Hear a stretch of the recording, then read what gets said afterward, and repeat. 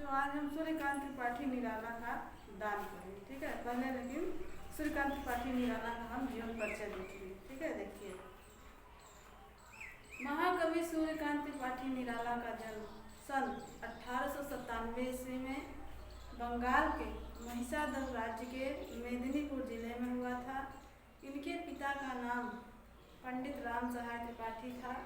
बालक सूर्यकांत के सिर से माता पिता की छाया अल्प आयु में ही उठ गई, यानी कि जब वे छोटे थे तभी इनके माता पिता की मृत्यु हो गई। इनकी प्रारंभिक शिक्षा राज्य के ही विद्यालय में हुई। शुरुआत की शिक्षा जिस राज्य में थे उसी राज्य में अर्थात पश्चिम बंगाल में ही इनकी पढ़ाई हुई। बचपन से ही ये कुश्ती, घुड़सवारी इन सब खेलों में अत्यधिक रुचि रखते थे। कुछ समय पश्चात इनके पिता की भी मृत्यु हो गई तथा इनकी शिक्षा बीच में ही छूट गई, लेकिन इन्होंने घर पर ही संस्कृत, बांग्ला और अंग्रेजी का अध्ययन किया। परिवार के भरण पोषण के लिए इन्होंने महिषादल राज्य में नौकरी की थी। हिंदी साहित्य का इन्हें अच्छा ज्ञान था। हिंदी साहित्य भले पश्चिम बंगाल के थे, लेकिन इन्हें हिंदी का जो है अच्छा ज्ञान था। साथ ही भारतीय दर्शन में भी इनकी विशेष रुचि थी। भारतीय दर्शन में भी इनको विशेष लगाव था। इनका विवाह मनोहरा देवी से हुआ, लेकिन वह भी एक पुत्र और एक पुत्री को जन्म देकर स्वर्ग सिधारी। अर्थात कहने वाला इनका जीवन जो है शुरू से ही कष्टों भरा था। ऐसे समय में इनका परिचय आचार्य महावीर प्रसाद द्विवेदी से हुआ और उनके सहयोग से रामकृष्ण मिशन के पत्र, समन्वय और मतवाला का इन्होंने संपादन किया। इसके 3 वर्ष पश्चात ये लखनऊ आ गए। इसके 3 ही वर्ष पश्चात ये लखनऊ आ गए और गंगा पुस्तक माला का संपादन किया तथा सुधा नामक पत्रिका में संपादकीय लिखने लगे। सुधा नामक पत्रिका में अपना संपादन करने लगे। इनकी आर्थिक स्थिति अत्यंत शोचनीय थी। ठीक है, यानी इनकी आर्थिक स्थिति जो अच्छी नहीं थी। ठीक है, और स्वाभिमान अत्यधिक प्रबल।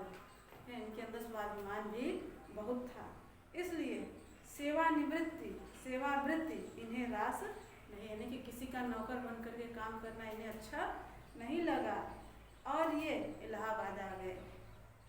आर्थिक स्थितियां विषम होने पर भी इनके हृदय में दीन दुखियों के प्रति दया और करुणा भरी थी। ठीक है, इनकी आर्थिक स्थिति ठीक नहीं थी, फिर भी दीनों को और दुखियों को देख करके इनका हृदय दया और करुणा से भर जाता था। कुछ समय बाद इनकी पुत्री सरोज का भी देहांत हो गया है। इनकी पुत्री सरोज जो थी कुछ दिनों के बाद उसका भी देहांत हो गया। पुत्री के देहांत के बाद उसकी स्मृति में इन्होंने सरोज स्मृति नामक कविता की रचना की है, क्योंकि इनकी पुत्रियां जो है अपनी पुत्री के लिए उसके जीवन में कुछ न कर सके। वह बीमार थी तो उसका दवा भी न करा पाए, इसलिए यह कष्ट उन्हें अत्यधिक साल रहा था। इसलिए उसी के याद में उन्होंने सरोज स्मृति नामक काव्य की रचना की। निराला जी स्वाभिमानी तथा स्पष्टवादी थे। ये स्वामी रामकृष्ण परमहंस तथा विवेकानंद के व्यक्तित्व से बहुत अधिक प्रभावित थे। इस प्रकार दुख और कष्टपूर्ण जीवन के बीच काव्य साधना करते हुए इस महान साहित्यकार का सन 1961 ईस्वी में निधन हो गया। 1961 ईस्वी में इनकी मृत्यु हो गई। इनका साहित्यिक परिचय देख लेंगे। निराला जी के काव्य सृजन का आरंभ छायावादी युग से हुआ। इनके काव्य का आरंभ सृजन कहाँ से हुआ? छायावादी युग से। कोमल और मधुर भावों से ओतप्रोत रचनाओं में इनकी छायावादी कवि के रूप में पहचान बनी। काल के क्रूर व्यवहार ने इन्हें विद्रोही कवि बना दिया है। इन्हें विद्रोही कवि भी कहा जाता है। इन्होंने अपने साहित्यिक जीवन का आरंभ जन्मभूमि की वंदना नामक कविता से प्रारंभ किया था। सरस्वती और मर्यादा जैसी सशक्त पत्रिकाओं से इन्होंने हिंदी का ज्ञान प्राप्त किया। वर्ष 1929 ईस्वी में इनका प्रथम लेख सरस्वती में प्रकाशित हुआ। इनकी सबसे पहली रचना जो है सरस्वती नामक पत्रिका में प्रकाशित हुई थी।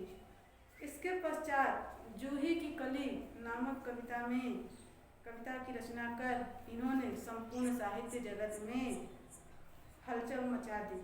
इनकी गणना छायावाद के 4 स्तंभों में माना जाने लगा। ठीक है, 4 स्तंभ कौन कौन से हैं? जयशंकर प्रसाद, सुमित्रा नंदन पंत, महादेवी वर्मा और स्वयं सूर्यकांत त्रिपाठी निराला जी, ठीक है, के रूप में होने लगी। इनकी काव्यधारा प्रगतिवाद, प्रयोगवाद और नई कविता के तटों को स्पर्श करती है। इन्होंने दीन दुखियों और शोषित वर्ग की पीड़ा को अपनी रचनाओं में व्यक्त किया है। इनकी रचनाएं देख लीजिए, क्या है ये।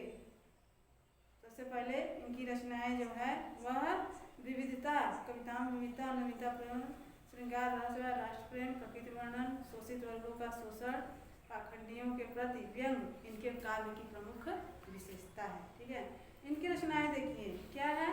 राम की शक्ति पूजा, परिमल, गीतिका, तुलसीदास, अनामिका, सरोज स्मृति। और कथा साहित्य में क्या है इनका?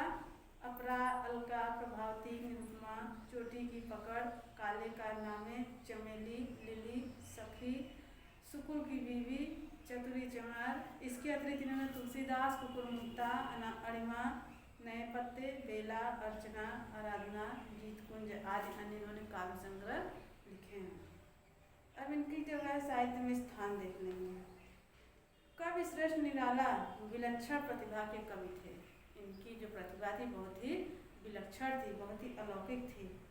इन्हें हिंदी का क्रांतिकारी कवि कहा जाता है। इन्हें जो है हिंदी का के क्रांतिकारी कवि के रूप में भी जाना जाता है, जिसकी झलक इनकी काव्य रचनाओं में देखी जा सकती है। इनके काव्य में इसकी झलक जो है दिखाई देती है, इनके जो है क्रांति स्वभाव को। ठीक है, जीवन से के हर मोड़ पर इन्हें बहुत अधिक संघर्षों और विरोधों का सामना करना पड़ा, फिर भी इन्होंने हिंदी काव्य जगत को अमूल्य काव्य रचनाएं प्रदान की।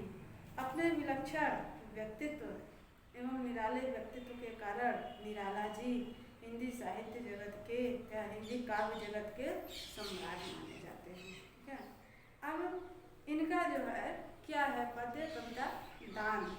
अब हम इनके दान के बारे में पढ़ेंगे। ठीक है, निकला पहला अरविंद आज, देखता अनिंद्य रहस्य साज, सौरभ वसना समीर बहती, कानों में प्राणों की कहती, गोमती छीड़ कटी नटी नवल, नित्य पर मधुर आवेश चपल। ठीक है, शब्दार्थ देंगे। अरविंद माने होता है कमल, अनित्य माने होता है सुंदर, साज माने देखना है, सौरभ मसना माने सुगंधित वस्त्र धारण किए हुए, समीर माने वायु, छीड़ कटी माने पतली कमर, और नटी माने नृत्यांगना, नवल माने नवयौवन, और चपल माने होता है चंचल। है, इसका प्रसंग देख लीजिए। इस पद्यांश में निराला जी ने पौष मास की यानी ठंडी का समय है, प्रातःकालीन प्राकृतिक सुंदरता का चित्रण किया है। इसमें जो है निराला जी ने पूष महीने के प्राकृतिक सुंदरता का चित्रण किया है। कवि को प्रकृति की यह सुंदरता रहस्य से परिपूर्ण लगती है। ठीक है, देखिए, निकला पहला अरविंद आज, देखता अनित्य रहस्य साज।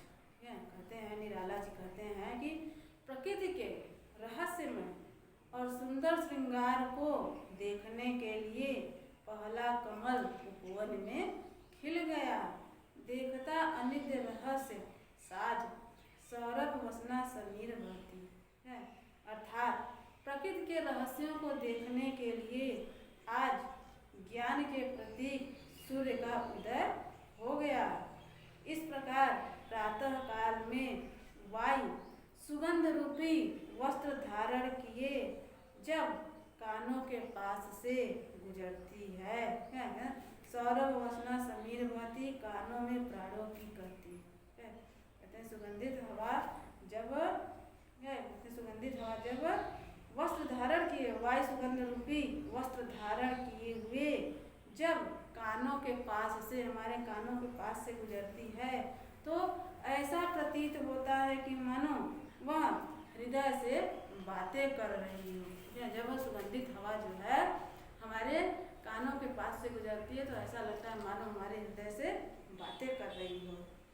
गोमती छीड़ कटि नटि नवल, नृत्य पर मधुर आवेश चपल। कहते हैं कि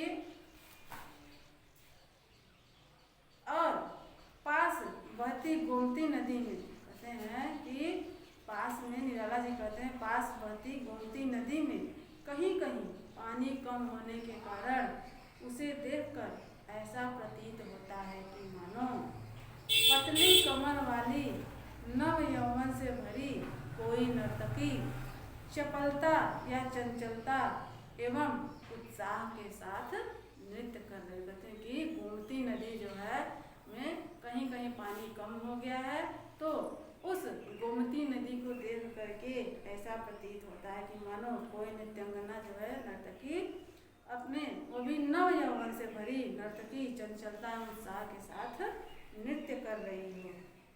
आगे देखिए, मैं प्रातः पर्यटनार्थ चला, लौटा आ पुल पर खड़ा हुआ, सोचा विश्व का नियम निश्चल, हो जो जैसा उसको वैसा फल, देती है प्रकृति स्वयं सदया, सोचने को न रहा कुछ नया। अब देखिए शब्दार्थ, पर्यटनार्थ माने भ्रमण के लिए, निश्चल माने था अटल, सदया माने दया भाव, ठीक है, वर्ण माने रंग। देखिए, मैं प्रातः पर्यटनार्थ चला, इसका पहले प्रसंग देख लीजिए।